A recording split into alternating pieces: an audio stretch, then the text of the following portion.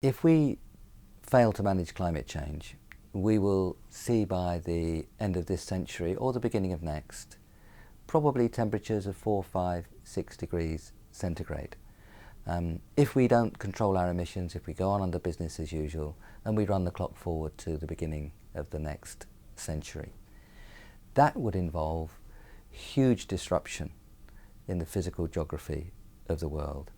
Some areas would turn into deserts. Other areas will be flooded. Other areas would be battered by hurricanes. Some rivers would see their courses change. Sea levels would rise, coastlines would change. Those kinds of dramatic effects would disrupt agriculture as we know it. It would disrupt where people could live. You'd see migration on a massive scale. You'd see conflict, extended conflict. We're already seeing some conflict as a result of climate change already.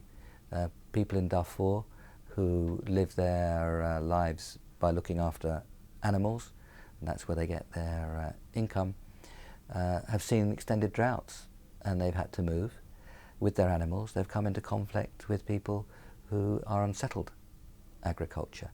These are the kinds of problems that come about with climate change.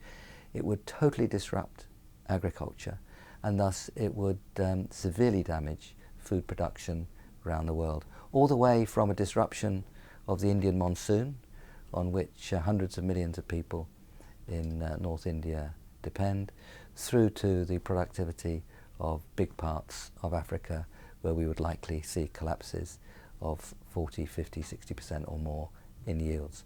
These are the kinds of effects on agriculture that unmanaged climate change would bring. So strong climate change policies, whether it be from carbon taxes, regulations, carbon trading, investing in new technologies, all these things, they would help bring about the reduction in emissions, which brings about the reduction in the risks of climate change, and which therefore protects the livelihoods and indeed the food production of people around the world.